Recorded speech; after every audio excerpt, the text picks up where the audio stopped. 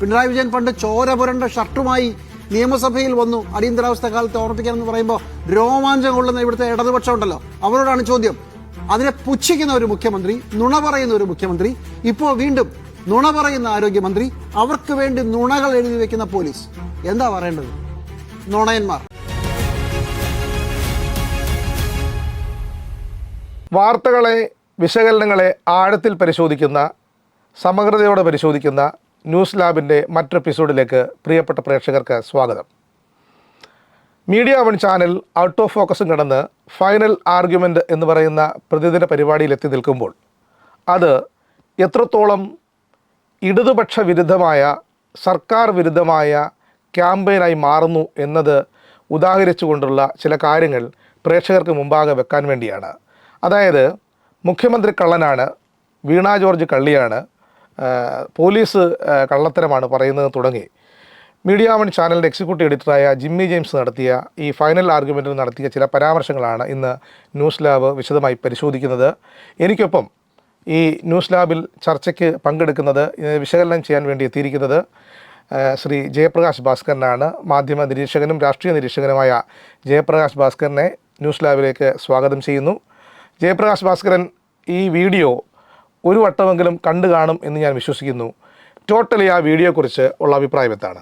ഇവിടെ മാധ്യമങ്ങൾ കഴിഞ്ഞ കുറെ കാലമായി ഇടതുപക്ഷ സർക്കാരിനെതിരെ, അതിന് നേതൃത്വം നൽകുന്ന CPIM-നെതിരെ ഒരു അജണ്ട സെറ്റ് ചെയ്ത് പ്രവർത്തിക്കുകയാണ് എന്ന കാര്യത്തിൽ മാധ്യമ പ്രവർത്തകർക്ക് പോലും തർക്കമുണ്ടാകില്ല.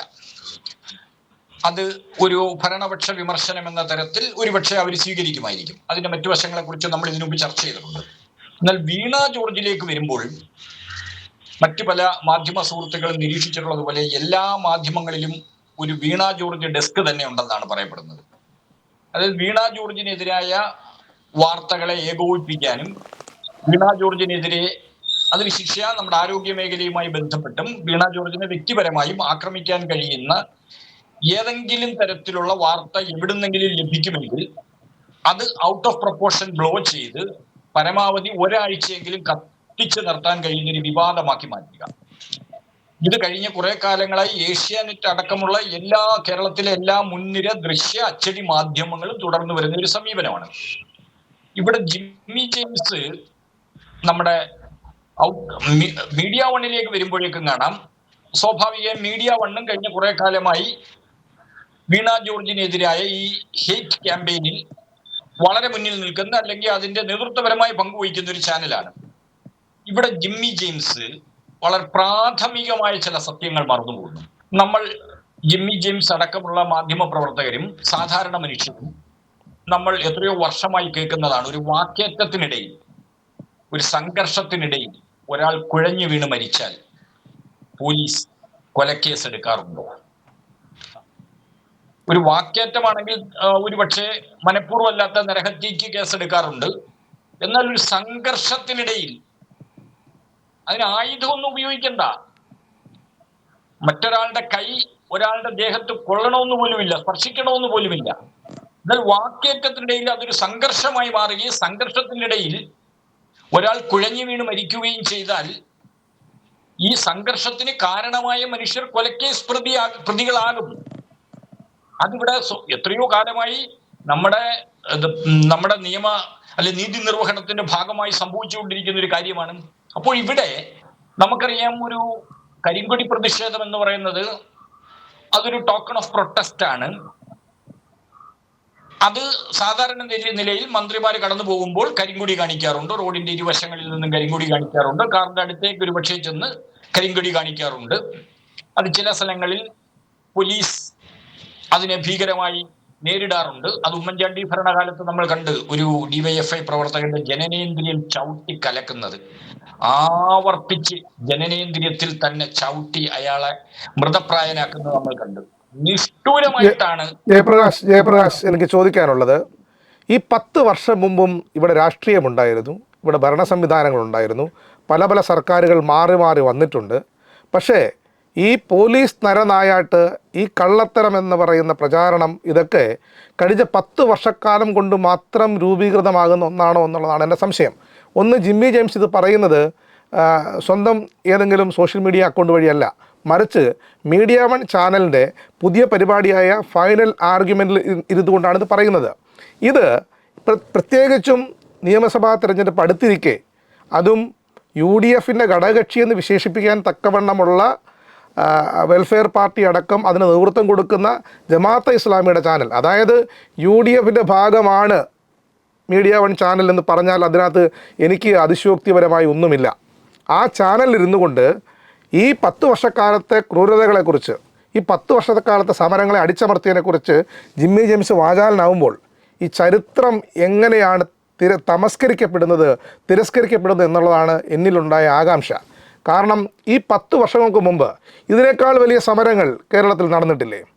UDFൻ്റെ ഭരണകാലത്ത് നടന്ന സമരങ്ങളിൽ എത്ര ആളുകൾക്കാണ്, എത്ര DYFIക്കാർക്കാണ്, എത്ര ASFകാർക്കാണ്, AYFകാർക്കാണ്, DYFIക്കാർക്കാണ് ഗുരുതരമായി പരിക്കേറ്റുള്ളത്? കണക്കെടുത്താൽ, നമ്മൾ ഇപ്പോൾ ഈ നിമിഷം ഇവിടെ ഇരുന്നു കൊണ്ട് കണക്കെടുത്താൽ ഈ കഴിഞ്ഞ 10 വർഷക്കാലം കൊണ്ട് സമരങ്ങൾക്കെതിരെ എടുത്ത കേസിനേക്കാൾ കൂടുതൽ കാണും.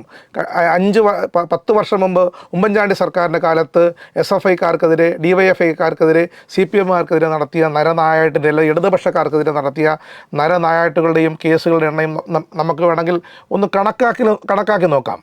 ഞാൻ പറഞ്ഞത് മനസ്സിലായല്ലോ. അതായത് മീഡിയ വണ്ണിൻ്റെ ഫ്ലോറിൽ ഇരുന്നു കൊണ്ട് UDF അനുകൂലമായ പ്രസ്താവന തിരഞ്ഞെടുപ്പ് കാലത്ത് നടത്തുന്ന രാഷ്ട്രീയം എങ്ങനെ ജയപ്രകാശ് കാണുന്നു എന്നുള്ളതാണ്. ജിമ്മി ജെയിംസിനെ പോലെ വളരെ സീസൺഡായ ഒരു മാധ്യമ പ്രവർത്തകൻ, വളരെ സീനിയറായ ഒരു മാധ്യമ പ്രവർത്തകൻ, ഷാനോസ് സൂചിപ്പിച്ചതുപോലെ ഉറപ്പായും UDFൻ്റെ ഘടകകക്ഷിയായി കാണാവുന്ന ഒരു സംഘടനയുടെ ചാനൽ. അപ്പോൾ അവിടെ നമുക്കറിയാം UDF നേതാക്കന്മാരോട് പലരും ചോദിക്കുന്നുണ്ട്, ജമാഅത്തെ ഇസ്ലാമി പോലെ മുസ്ലിം സമുദായത്തിൽ ചെറിയ സ്വാധീനം മാത്രമുള്ള, നാമമാത്രമായ സ്വാധീനം മാത്രമുള്ള ഒരു സംഘടനയെ നിങ്ങൾ എന്തിനു കൂട്ടുപിടിക്കുന്നു? അതിന് അവർ പറഞ്ഞ മറുപടി വളരെ ന്യായയുക്തമായ ഒരു മറുപടിയാണ്. ഞങ്ങൾ ജമാഅത്തെ ഇസ്ലാമിയല്ല, ജമാഅത്തെ ഇസ്ലാമിയുടെ പ്രചാരണ സംവിധാനങ്ങളെയാണ് ഞങ്ങൾ ആശ്രയിക്കുന്നത്. ശരിയാണ്. ജമാഅത്തെ ഇസ്ലാമിയുടെ പ്രചാരണ സംവിധാനങ്ങൾ എന്ന് പറയുമ്പോൾ മാധ്യമം പത്രം, മാധ്യമ ആഴ്ചപ്പതിപ്പ്, മീഡിയ വൺ ചാനൽ, പിന്നെ ഇവർ പോറ്റി വളർത്തുന്ന ശിങ്കിടി നിരീക്ഷക വൃന്ദവുമുണ്ട്. അപ്പൊ അതിൽ എല്ലാത്തരം സ്വത്വവാദികളുമുണ്ട്. അങ്ങനെ വളരെ വിപുലമായ ഒരു പ്രചാരണ സംവിധാനം ജമാഅത്തെ ഇസ്ലാമിക്കുണ്ട്. അത് കൃത്യമായി ഇടതുപക്ഷ വിരുദ്ധമാണ്, CPM വിരുദ്ധമാണ്. സമീപകാലത്തായി അത് കൂടുതൽ, നേരത്തെ അവര് തീവ്ര ഇടതുപക്ഷത്തെ പ്രോത്സാഹിപ്പിച്ചുകൊണ്ട് മുഖ്യധാര ഇടതുപക്ഷത്തെ ദുർബലപ്പെടുത്തുന്ന ഒരു സമീപനമായിരുന്നു. അതായത് അവരെ എന്നും ആശങ്കപ്പെടുത്തുന്ന ഒരു കാര്യം, ഇവിടെ കേന്ദ്രത്തിൽ അധികാരത്തിലിരിക്കുന്ന വലതുപക്ഷ വർഗീയ BJP ഭരണത്തിനെതിരായ മുസ്ലിം ന്യൂനപക്ഷത്തിന്റെ ആശങ്കകളെ ഇടതുപക്ഷം അത് എൻകാഷ് ചെയ്യുമോ, അല്ലെങ്കിൽ അതിന്റെ ഫലമായി കേരളത്തിലെ ന്യൂനപക്ഷ വിഭാഗത്തിൽപ്പെട്ട ചെറുപ്പക്കാർ ഇടതുപക്ഷത്തിലേക്ക് ആകർഷിക്കപ്പെടുമോ എന്നൊരു ആശങ്ക എല്ലാ കാലവും ജമാഅത്തെ ഇസ്ലാമി പങ്കുവയ്ക്കുന്നു. അത് കൂടുതൽ തീവ്രമായി. അതിന്റെ ഭാഗമായി ഒരു തരത്തിലും ഇടതുപക്ഷത്തേക്ക് മുസ്ലിം ചെറുപ്പക്കാർ ആകർഷിക്കപ്പെടാതിരിക്കുന്നതിന് വേണ്ടുന്ന ഒരു മതാത്മക രാഷ്ട്രീയ അജണ്ടയാണ് ജമാഅത്തെ ഇസ്ലാമിയും മീഡിയ വണ്ണും സെറ്റ് ചെയ്തിരിക്കുന്നത്. അതിനെ ഒരു ആയുധമായി ഇരുന്നു കൊടുക്കുക എന്ന രാഷ്ട്രീയവും, അല്ലെങ്കിൽ നമ്മൾ മാധ്യമിക സമീപനങ്ങളെ സമീപിക്കുമ്പോൾ ഏറ്റവും അധാർമികമായ ഒരു മാധ്യമക സമീപനം തന്നെയാണ് ഇവിടെ ജിമ്മി ജെയിംസ് സ്വീകരിച്ചിരിക്കുന്നത്. ഇനി ഷാനോസ് ചോദിച്ച ചോദ്യത്തിലേക്ക് വന്നാൽ, ഉമ്മൻചാണ്ടി സർക്കാരിന്റെ കാലത്തും എല്ലാ കാലത്തും UDF സർക്കാരുകൾ അധികാരത്തിലിരിക്കുമ്പോൾ പ്രതിപക്ഷ സമരങ്ങളെ നിഷ്ഠൂരമായി അടിച്ചമർത്തുന്നത്, ഞാൻ നേരത്തെ സൂചിപ്പിച്ചതുപോലെ ജനനേന്ദ്രിയം ചവിട്ടിക്കലക്കുക, ഭീകരമായി ആക്രമിക്കുക, രാഷ്ട്രീയ കേസുകളിൽ പ്രതികളാവുന്നവർക്കെതിരെ UAPA ചുമത്തുക. അതിൽ ഏറ്റവും ഗുരുതരമായൊരു കാര്യം, ഉമ്മൻചാണ്ടി സർക്കാരിന്റെ കാലത്ത് ഏറ്റവും അധികം UAPA ചുമത്തിയത് ന്യൂനപക്ഷ വിഭാഗങ്ങളിൽപ്പെട്ട ചെറുപ്പക്കാർക്കെതിരെയാണെന്നും അത് പിന്നീട് പിണറായി സർക്കാർ അധികാരത്തിൽ വന്നതിന് ശേഷമാണ് അതെല്ലാം പിൻവലിക്കപ്പെട്ടതെന്നും ഒക്കെ നമുക്കറിയാം. അതൊക്കെ വസ്തുതകളാണ്. ജമാഅത്തെ ഇസ്ലാമിയുടെ ചാനലിൽ ഇരുന്ന് ഫ്ലോറിൽ ഇരുന്നുകൊണ്ട് ജിമ്മി ജെയിംസ് അടക്കം ആർക്കും നിഷേധിക്കാൻ കഴിയാത്ത വസ്തുതകളാണ്. എന്നാൽ ഇവിടെ ഇടതുപക്ഷം അധികാരത്തിൽ വന്നതിന് ശേഷം ഇടതുപക്ഷത്ത് തന്നെ ഉണ്ടായ ഏറ്റവും വലിയ വിവാദം, അല്ലെങ്കിൽ ഇടതുപക്ഷത്തിനകത്തുള്ള ഏറ്റവും വലിയ ആശയ സംഘർഷം അല്ലെങ്കിൽ ആഭ്യന്തര സംഘർഷം എന്ന് പറയുന്നത്, UDF ഉപയോഗിച്ചതുപോലെ പോലീസിനെ ഇടതുപക്ഷം ഉപയോഗിക്കുന്നില്ല എന്നതാണ് ഇടതുപക്ഷത്തിനെതിരെ, വിശിഷ്യ ആഭ്യന്തര വകുപ്പിനെതിരെ ഉയർന്ന ഏറ്റവും വലിയ വിമർശനം. ആഭ്യന്തര വകുപ്പ് നീതിപൂർവകമായി ഇടപെടാൻ ശ്രമിക്കുന്നു. അതായത് ആഭ്യന്തര വകുപ്പ് ഭരണപക്ഷത്തിന്റെ രാഷ്ട്രീയത്തിന്റെയും ഭാഗമായി നിന്നുകൊണ്ട് പ്രതിപക്ഷ സമരങ്ങളെയും പ്രതിപക്ഷ സംഘടനകളെയും നിഷ്ഠൂരമായി ആക്രമിക്കുന്നില്ല. അല്ലെങ്കിൽ ഒരേ തരത്തിലുള്ള പ്രക്ഷോഭങ്ങൾ നടത്തുമ്പോൾ ഇടതുപക്ഷ പ്രവർത്തകർക്കെതിരെയാണ് കൂടുതൽ തീവ്രമായ വകുപ്പിട്ട് കേസെടുക്കുന്നത് തുടങ്ങിയ ആശങ്കകളാണ് കഴിഞ്ഞ കുറെ കാലമായി ഇടതുപക്ഷ UDF ഭരണകാലത്ത് പോലീസിനെ കോൺഗ്രസിലെ ഗ്രൂപ്പ് തർക്കങ്ങൾ പരിഹരിക്കുന്നതിനും അവരുടെ ആഭ്യന്തര സംഘർഷങ്ങൾ പരിഹരിക്കുന്നതിനും എതിരാളികളെ നിഷ്ഠൂരമായി അടിച്ചമർത്തുന്നതിനും കള്ളക്കേസെടുക്കുന്നതിനും ഉപയോഗിച്ചിരുന്നു എന്ന കാര്യം ഇന്ന് നമുക്ക് രേഖകൾ വെച്ച് തന്നെ തെളിയിക്കാൻ കഴിയും. പക്ഷെ ഇടതുപക്ഷ സർക്കാർ പോലീസിനെ കൂടുതൽ സ്വതന്ത്രമാക്കുന്നു, നീതിപൂർവകമാക്കുന്നു എന്ന വിമർശനമാണ് ഇടതുപക്ഷത്ത് നിന്ന് തന്നെ ഉയർന്നത്. അപ്പോൾ ഇവിടെ നമുക്ക് കൃത്യമായി ജിമ്മി ജെയിംസ് ചോദിച്ച ചില ചോദ്യങ്ങളിലേക്ക് വരണം.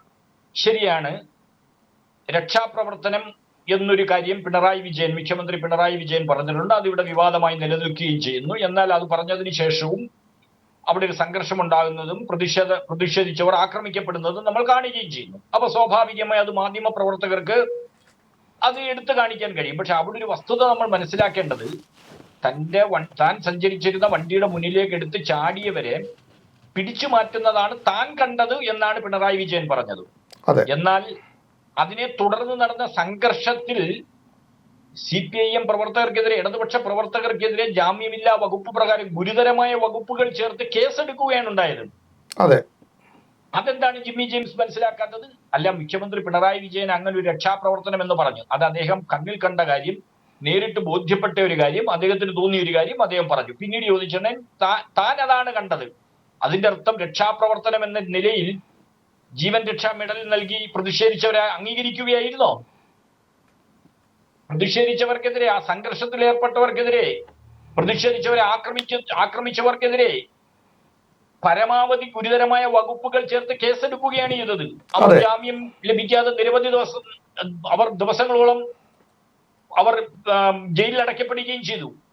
ആ വസ്തുത മനസ്സിലാക്കാതാണ് ജിമ്മി ജെയിംസ് ജമാഅത്തെ ഇസ്ലാമിക്ക് വേണ്ടി രാഷ്ട്രീയമായ വിടുവേല ചെയ്യുന്നത്. വീണ്ടും നമ്മൾ ഇവിടെ വീണ ജോർജിന്റെ കാര്യത്തിലേക്ക് വന്നാൽ അവിടെ നമ്മൾ കാണുന്നത് ഈ വീണ ജോർജ് കള്ളം പറഞ്ഞു, അല്ലെങ്കിൽ പോലീസ് കള്ളം പറഞ്ഞു, മുഖ്യമന്ത്രി കള്ളം പറഞ്ഞു, ഷംസീർ കള്ളം പറഞ്ഞു എന്ന ആരോപണങ്ങളാണല്ലോ ജിമ്മി ജെയിംസ് ഉന്നയിക്കുന്നത്. ഇവിടെ ഇവർ ആരെങ്കിലും ആയുധം ഉപയോഗിച്ച് ആക്രമിച്ചു എന്ന് പറഞ്ഞിട്ടുണ്ടോ? ഇല്ല. വധശ്രമം എന്ന് പറഞ്ഞിട്ടുണ്ട്. ശരിയാണ്. കാരണം എന്താണ്? അതിനൊരു പശ്ചാത്തലമുണ്ട്. വീണ ജോർജിനെതിരെ പ്രകോപനപരമായ പ്രസംഗങ്ങൾ, അധിക്ഷേപകരമായ പ്രസംഗങ്ങളും ഫേസ്ബുക്ക് പോസ്റ്റുകളും ധാരാളം ഉണ്ടാകുന്നു. അതിനുശേഷം വീണ ജോർജ് റെയിൽവേ സ്റ്റേഷൻ പോലുള്ള ഒരു സ്ഥലത്ത്, അതൊരു പൊതുവിടമാണ് എങ്കിലും ഒരു ട്രെയിനിൽ പ്രവേശിക്കുന്നതിന് വേണ്ടി വരികയാണ്. അവിടെ വെച്ച് അപ്രതീക്ഷിതമായി കുറച്ചുപേർ പാഞ്ഞടുക്കുക എന്ന് പറയുമ്പോൾ അവിടെ ഒരു കമോഷൻ ഉണ്ടാകുന്നു. ആ കമോഷനിൽ അവർക്ക് പരിക്കേൽക്കുന്നു. അതിനാരാണ് ഉത്തരവാദി? അവർ ആയുധം കൊണ്ട് വന്നിട്ടുണ്ടോ എന്നുള്ളതല്ല അവിടെ ഉത്തരവാദി. അതല്ല അവിടുത്തെ കാതലായ പ്രശ്നം.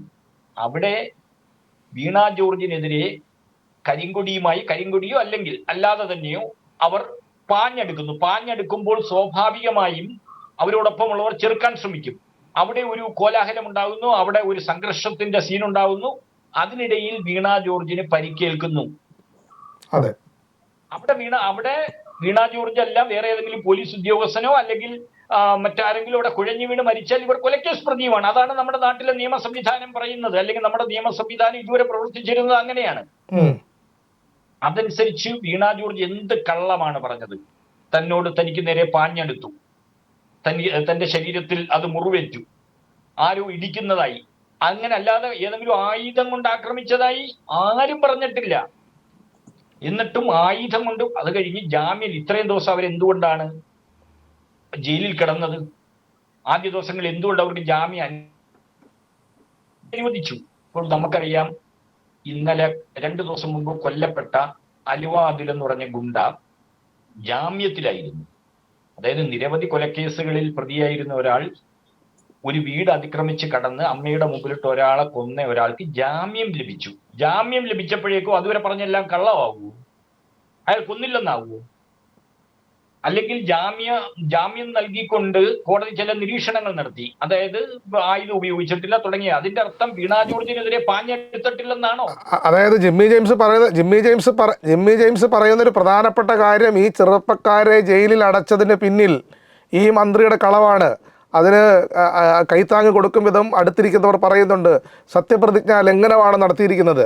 ഞാൻ പറയുന്നത്, സാധാരണഗതിയിൽ ഇത്തരം സമരരൂപങ്ങൾ ഉണ്ടാവുകയും ആ സമരരൂപത്തിൻ്റെ ഭാഗമായി ഏത് സംഘടനാ നേതാക്കളും അറസ്റ്റിലാവുകയോ ചിലപ്പോൾ ജയിൽവാസം അനുഭവിക്കുകയോ ചെയ്യേണ്ടി വരുന്നത് രാഷ്ട്രീയ പ്രവർത്തനത്തിൻ്റെ ഭാഗമായിട്ടാണ് ഞാൻ കാണുന്നത്. കാരണം രാഷ്ട്രീയ പ്രവർത്തനം നടത്തിയ എല്ലാ മനുഷ്യർക്കും അറിയാം, അത് കേസുണ്ടാവും, ചിലപ്പം ജയിലിൽ കിടക്കേണ്ടി വരും. ഇതിനേക്കാൾ കൂടുതൽ ജയിലിൽ കിടന്ന ആളുകളാണ് ഇന്ന് കേരളത്തിലുള്ള മിക്ക രാഷ്ട്രീയ പ്രവർത്തകരും. അതിനകത്ത് 2 KSU പ്രവർത്തകർ അല്ല 4 KSU പ്രവർത്തകർ ജയിലിലായി എന്ന് പറയുന്നത് വലിയ കുറ്റകൃത്യമായിട്ട് അവതരിപ്പിക്കുമ്പോൾ ഞാൻ നേരത്തെ സൂചിപ്പിച്ച ആ ഒരു ഇതിലേക്കാണ് വരുന്നത്. 10 വർഷം മുമ്പ് ഇവിടെ ഇങ്ങനെയൊന്നും ഉണ്ടായിരുന്നില്ലേ എന്ന് ദ്യോതിപ്പിക്കും വിധമാണ് ഈ ചർച്ച പോകുന്നത്. അതാണ് എൻ്റെ പ്രശ്നം. അതായത് ഈ 10 വർഷത്തിനിടയ്ക്ക് വലതുപക്ഷ പ്രവർത്തകർ, KSU പ്രവർത്തകർ, യൂത്ത് കോൺഗ്രസ് പ്രവർത്തകർ, കോൺഗ്രസ് പ്രവർത്തകർ, അല്ലെ BJP പ്രവർത്തകർ ഭയങ്കരമായി പിണറായി വിജയൻ്റെ പോലീസിനാൽ വേട്ടയാടപ്പെട്ടു എന്ന ധ്വനി ഈ കാലത്ത്, ഈ പറയുന്ന വളരെ ചുരുങ്ങിയ ദിവസങ്ങൾ മാത്രം, നിയമസഭാ തെരഞ്ഞെടുപ്പിന് ദിവസങ്ങൾ മാത്രം ശേഷിക്കെ ഇങ്ങനെ പ്രസ്താവന നടത്തുന്നത് അത് ആരെ സഹായിക്കാനാണെന്നുള്ളതാണ്. കാരണം സമരങ്ങളുണ്ടാവും, പ്രക്ഷോഭങ്ങളുണ്ടാവും. ഈ ഏതെങ്കിലും തരത്തിൽ ഏതെങ്കിലും പ്രക്ഷോഭങ്ങളെ മുൻ വലതുപക്ഷ സർക്കാരുകൾ അടിച്ചമർത്തിയതുപോലെ ഈ പിണറായി വിജയൻ സർക്കാർ കഴിഞ്ഞ 10 വർഷത്തിനിടയ്ക്ക് ഏതെങ്കിലും സമരത്തെ അടിച്ചൊടച്ചില്ലാതാക്കുന്നത് ജയപ്രകാശ് ഭാസ്കറിൻ്റെ ഓർമ്മയിൽ എവിടെയെങ്കിലും ഉണ്ടോ? നമ്മുടെ മാധ്യമ പ്രവർത്തകർക്ക് ഏതെങ്കിലും വിഷ്വൽസ് വെച്ച് അത് തെളിയിക്കാൻ കഴിയുമോ എന്ന് ചോദിക്കുന്നതായിരിക്കും ശരി. കാരണം ഞാൻ നേരത്തെ സൂചിപ്പിച്ചതുപോലെ ഉമ്മൻചാണ്ടി ഭരണകാലത്ത് അല്ലെങ്കിൽ UDF ഭരണകാലത്ത് പോലീസിനെ അവർ കൃത്യമായി രാഷ്ട്രീയ ഉപകരണമായി ഉപയോഗിക്കുകയും എതിരാളികളെ തല്ലി ഒതുക്കുകയും ഒക്കെ ചെയ്യാറുണ്ട്. പക്ഷെ ഇവിടെ പോലീസ് മന്ത്രിക്ക് സംരക്ഷണം നൽകുകയും എന്നാൽ സംരക്ഷണം നൽകുന്നതിനിടയിൽ ഇവർ പാഞ്ഞു കയറിയത് കൊണ്ട് മന്ത്രിക്ക് പരിക്കേൽക്കുകയും ചെയ്തു. അത് തന്നെയാണ് മന്ത്രി പറഞ്ഞിരിക്കുന്നത്. ഒരു സ്ത്രീ, ഒരു മന്ത്രി എന്ന നിലയിൽ പോട്ടെ, CPM-ന്റെ നേതാവ് എന്ന നിലയിൽ പോട്ടെ, ഒരു സ്ത്രീക്കെതിരെ കുറച്ചധികം പേർ പാഞ്ഞെടുക്കുകയും അവർക്ക് സംരക്ഷണം നൽകാൻ മറ്റു കുറച്ചുപേർ ശ്രമിക്കുകയും ചെയ്യുന്നു. അതിനിടയിൽ അവർക്ക് പരിക്കേറ്റാൽ അതിന് കേസെടുക്കണ്ടേ ജിമ്മി ജെയിംസ്? അങ്ങനെ ഒരു സ്ത്രീക്ക് പരിക്കേറ്റാൽ, അങ്ങനെ അതിന് പരിക്കേൽക്കാൻ കാരണമായ ആളുകൾക്ക് ജാമ്യം ലഭിക്കാതെ കുറച്ചു ദിവസം അകത്ത് കിടക്കത്തില്ലേ? അതെന്ത് സത്യപ്രതിജ്ഞാ ലംഘനമാണ്? ജിമ്മി ജെയിംസിന് ആരോടെങ്കിലും വ്യക്തിപരമായി വിരോധമുണ്ടെങ്കിൽ അത് ഇവിടുത്തെ നിയമ സംവിധാനത്തെ പരിഹസിച്ചുകൊണ്ടോ നിയമ സംവിധാനത്തെ ആകെ അട്ടിമറിച്ചുകൊണ്ടോ ഒരു ജമാഅത്തെ ഇസ്ലാമിയുടെ ഫ്ലോറിൽ ഇരുന്നുകൊണ്ട് അട്ടഹസിക്കാനോ അപഹസിക്കാനോ ഉള്ളതല്ല. അതിന് ലൈസൻസ് ഇല്ല.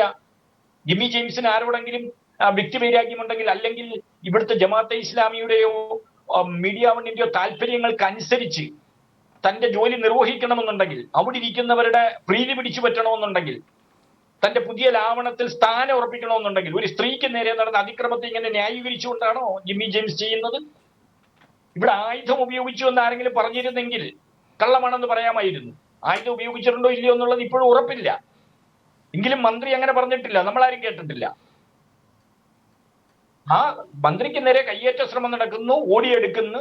എന്തിനാണ് മന്ത്രിക്ക് നേരെ? അവരവിടെ നിന്ന് കരിങ്കൊടി കാണിച്ചാൽ പോലെ. പല സന്ദർഭങ്ങളിൽ അങ്ങനെ കരിങ്കൊടി കാണിക്കുന്നു. മന്ത്രി ഇറങ്ങിച്ചെന്ന് അവരോട് സംസാരിക്കുന്നു, അവരെ കാര്യങ്ങൾ ബോധ്യപ്പെടുത്തുന്നു. ഇത്തരം കാര്യങ്ങളൊക്കെ പൊതുജനങ്ങളെ അഭിമുഖീകരിക്കുന്നതിലും ജനങ്ങളെ കാര്യങ്ങൾ പറഞ്ഞ് മനസ്സിലാക്കുന്നതിലും പ്രക്ഷോഭകാരികളോട് പോലും നേരിട്ട് കാര്യങ്ങൾ പറഞ്ഞ് മനസ്സിലാക്കാൻ ശ്രമിക്കുന്നതിലും പലതവണ ശ്രമിച്ചിട്ടുള്ള ഒരാളാണ് മന്ത്രി വീണ ജോർജ്. മന്ത്രി വീണ ജോർജ് ഒരിക്കൽ പോലും അറഗന്റായി അങ്ങനെ പൊതുജനങ്ങളോടോ അല്ലെങ്കിൽ പ്രക്ഷോഭകാരികളോടോ സമരക്കാരോടോ ഒന്നും ഇടപെട്ടിട്ടില്ല. പക്ഷെ ഇവിടെ അവർക്ക് മുറിവേറ്റു. അവർക്ക് മുറിവേറ്റത് എങ്ങനെയാണെന്ന് ചോദിച്ചാൽ അതിന് ഒറ്റ ഉത്തരവാദികളെ ഉള്ളൂ, അവർക്ക് നേരെ പാഞ്ഞെടുത്തവർ.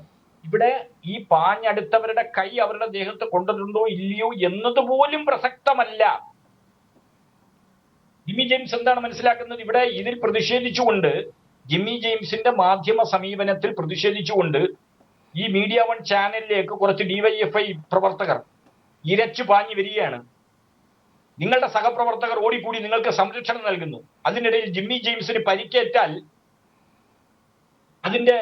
അതെങ്ങനെയാണ് നിങ്ങൾ വിലയിരുത്തുന്നത്? അവിടെ ഓടിക്കൂടി വന്നവർ തന്നെയാണ്, അല്ല അവരെ നിങ്ങളോട് വാക്കേറ്റത്തിനോ കയ്യേറ്റത്തിനോ വന്നവർ തന്നെയാണ് ഈ നിങ്ങൾക്ക് പരിക്കേറ്റെങ്കിൽ അതിന് ഉത്തരവാദികൾ. ഇവിടെ ഇതൊരു വനിതയാണ്, ഒരു മന്ത്രിയാണ്. അതുകൊണ്ട് തന്നെ അത് വളരെ ഗുരുതരമായ വകുപ്പുകൾ ചേർത്ത് തന്നെ കേസെടുക്കും. ഇവിടെ എന്ത് സത്യപ്രതിജ്ഞാ ലംഘനത്തിന്റെ കാര്യമാണ് ഈ ജിമ്മി ജെയിംസ് പറയുന്നത്? എന്ത് കള്ളമാണ് പറയുന്നത്? എന്ത് കള്ളം പറഞ്ഞെന്നാണ് പറയുന്നത്? അതായത് നിങ്ങൾക്ക് നിങ്ങളുടെ രാഷ്ട്രീയ അജണ്ട നടപ്പിലാക്കുന്നതിന് വേണ്ടി ഒരു സ്ത്രീക്കെതിരെ നടന്ന അതിക്രമത്തെ നിങ്ങൾക്ക് അതിനെ വെളുപ്പിച്ചെടുക്കണം. അതിൽ പ്രതികളായ രക്തസാക്ഷികളെ അവതരിപ്പിക്കണം.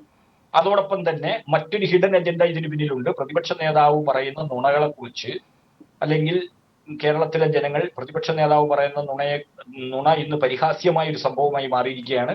അതിനെക്കുറിച്ച് ഒരുപാട് ട്രോളുകൾ ഇറങ്ങുന്നു, ഇടതുപക്ഷ ഹാൻഡിലുകൾ അത് പ്രചരിപ്പിക്കുന്നു. അതിന് മറുപടി പറയാൻ UDF-ന്റെ ഹാൻഡിലുകളുണ്ട്, കോൺഗ്രസിന്റെ സൈബർ വിങ് ഉണ്ട്. അതിന് ഈ ജിമ്മി ജെയിംസ് എന്തിനാണ് ഈ മീഡിയ വണ്ണിന്റെ ഫ്ലോറിൽ ഇതായിരുന്നു എന്റെയും പോയിന്റ് ഇതാണ്. എന്തിനാണ് മാധ്യമപ്രവർത്തകർ, അതായത് നിഷ്പക്ഷ വേഷമണിയുന്ന മാധ്യമപ്രവർത്തകർ, മീഡിയ വൺ ചാനൽ ഒരിക്കലും നിഷ്പക്ഷ മാധ്യമം എന്ന് വിലയിരുത്താൻ കഴിയത്തില്ല. അത് ജമാഅത്ത് ഇസ്ലാമിയുടെ ചാനലാണ്, ഒന്നാമത്തെ കാര്യം. രണ്ടാമത്തെ കാര്യം, വിശ്വാസയോഗ്യമായ അല്ലെങ്കിൽ മാധ്യമ സ്ഥാപനങ്ങളിൽ പ്രവർത്തിച്ച പരിചയമുള്ള തഴക്കവും പഴക്കവുമുള്ള കേരളത്തിലെ പ്രധാനപ്പെട്ട ജേർണലിസ്റ്റുകൾ ഒരാളാണ് ജിമ്മി ജെയിംസ്. അദ്ദേഹം മീഡിയ വൺ ചാനലിൽ ഇരുന്നു കൊണ്ട് UDF-ന് അനുകൂലമായി, തെരഞ്ഞെടുപ്പ് വേളയിൽ UDF-ന് അനുകൂലമായും CPM-ന് അല്ലെങ്കിൽ ചില മന്ത്രിമാരെ ടാർഗറ്റ് ചെയ്തും വർത്തമാനം പറയുന്നതിന് പിന്നിൽ കൃത്യമായ അജണ്ടയുണ്ട് എന്നാണ് എനിക്ക് ആ വീഡിയോ കണ്ടതിൽ നിന്ന് മനസ്സിലായത്. ജെയിംസിന് നമ്മുടെ ഏഷ്യാനെറ്റിൽ ഇരിക്കുന്ന കാലത്ത് ഇത്തരം അജണ്ടകൾ ഉണ്ടായിരുന്നു. കാരണം ഇന്ന് നമ്മൾ 5 വർഷം കഴിയുമ്പോൾ അത് ഓർത്തിരിക്കേണ്ട കാര്യം തന്നെയാണ്.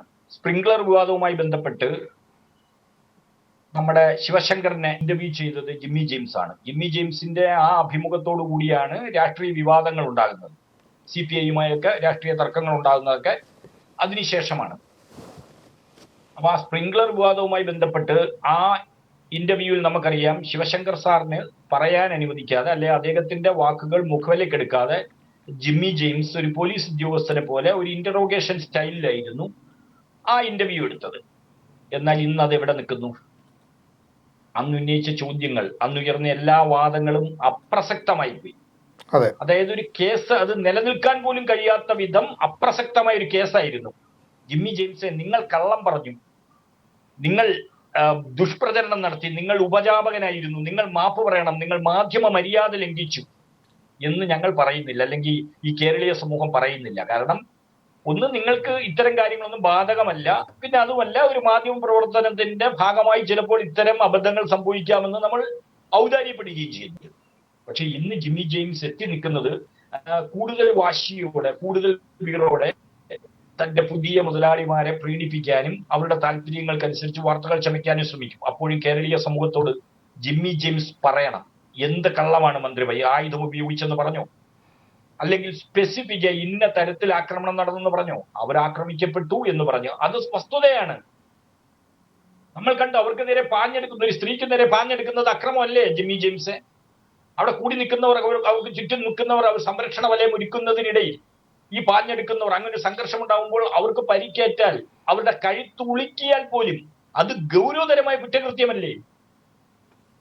അതൊക്കെ അങ്ങ് മറന്നുകൊണ്ട് ഒരു സ്ത്രീ അവർക്ക് നേരെ പാഞ്ഞെടുക്കുന്നത്, ഇത്തരം പ്രാഥമിക മര്യാദകളും എല്ലാം മറന്നുകൊണ്ട്, ഇതിന്റെ അടിസ്ഥാന പ്രശ്നങ്ങളെല്ലാം മറന്നുകൊണ്ട് ആയുധം ഉപയോഗിച്ചില്ല, അങ്ങനെ ഗുരുതരമായി പരിക്കേറ്റില്ല തുടങ്ങിയ ഫ്ലിംസി ആയിട്ടുള്ള ആർഗ്യുമെന്റ്സ്, അതും കോടതിയുടെ സ്വാഭാവികമായി. അങ്ങനെയാണെങ്കിൽ ഈ കോടതി എന്തുകൊണ്ട് ഇവരെ ഇത്രയും ദിവസം അകത്തിട്ടതിന് കോടതിയില്ലയോ സമാധാനം പറയേണ്ടത്? ഇത്രയും ദിവസം എന്തുകൊണ്ട് അവർക്ക് ജാമ്യം, കോടതിക്ക് പ്രഥമ ദൃഷ്ടി ചോദ്യങ്ങൾ ഉന്നയിക്കാമായിരുന്നല്ലോ.